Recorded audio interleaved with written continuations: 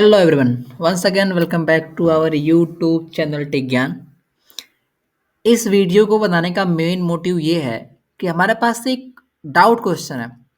उम्मीद करता हूँ आप इस डाउट क्वेश्चन को एक बार समझेंगे। उसके बाद इसे इसका आंसर हम लोग साथ में मिलकर रिजॉल्व कर रहे होंगे इस क्वेश्चन को।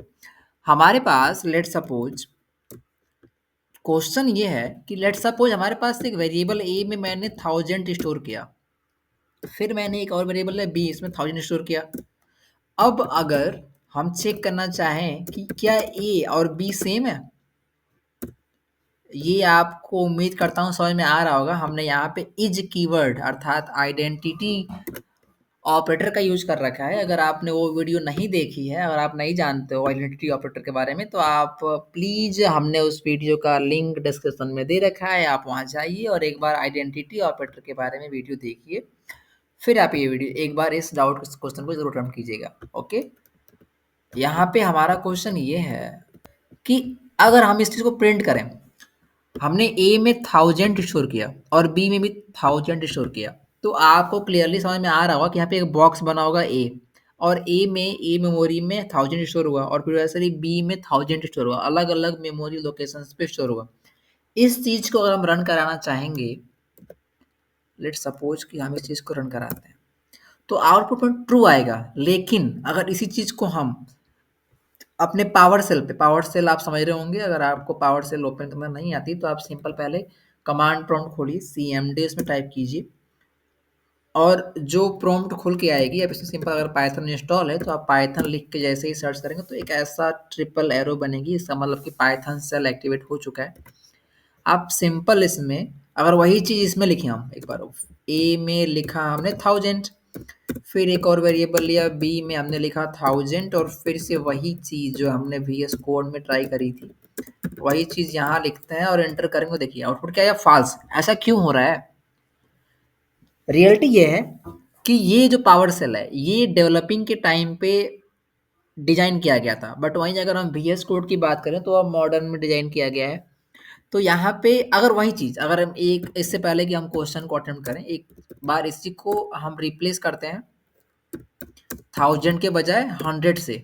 ओके, और फिर से वही चीज फिर से प्रिंट कराते हैं, क्या प्रिंट एज बी ट्रू आया। ऐसा क्यों हो रहा है? बल्कि हम तो ए में 1000 कर रहे हैं, बी में 1000 कर रहे हैं, हमें हमें पता है कि दोनों का लोकेशन अलग अलग है, तो फास्ट आना चाहिए।